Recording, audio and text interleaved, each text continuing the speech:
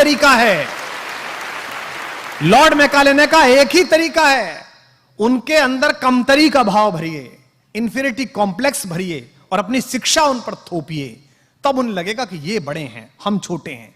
और आज विश्वविद्यालयों में जाइएगा आप अधिकतम परिषदों में जाइएगा आपको बोलने वाले क्या कहेंगे? आपको बोलने वाले कहेंगे कि स्पेन में जो पुरस्कार मिला है नोबेल का, उस लड़की ने ये वाली लाइन लिखी है, फलां चिंतक ने, अल्जीरिया के ने ये कहा था, अल्बानिया का एक चिंतक ये कहता है, क्योंकि उन्होंने पढ़ा नहीं है, उन्होंने भारत जाना नहीं है।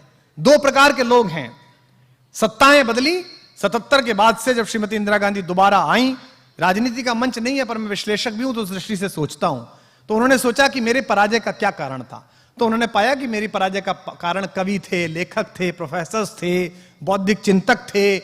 तो उन्होंने काम किया कि सारे बौद्धिक संस्थानों के ऊपर नियंत्रण प्रारंभ किया।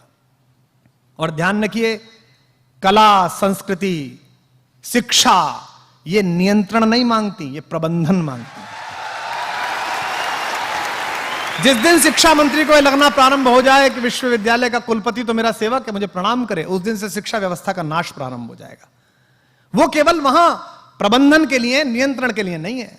इक्ष्वाकु वंश के बड़े से बड़े राजा भी गुरु के आश्रम में प्रवेश करने से पहले अपना मुकुट बाहर रखते थे, अपने हथियार बाहर रखते थे, अपनी चप्पलें बाहर रखते थे, फिर प्रवेश करते थे महर्षि कण्व के आश्रम में, फिर प्रवेश करते थे महर्षि वशिष्ठ के आश्रम में। सबसे बड़ा नाम कौन? मानस भवन में खड़ा हूं, राम पढ़ने गए, पढ़ाने कोई नहीं आया। ये जो आगे सोफे पर बैठे हमारे बड़े लोग और महत्वपूर्ण बैठे, थोड़ा सा पैसा आ जाए तो ट्यूटर लगाया जाता बच्चे के लिए। राम का ट्यूटर नहीं आया। गुरु गृह गए पढ़न रघुराई, अल्पकाल विद्या सब पाई।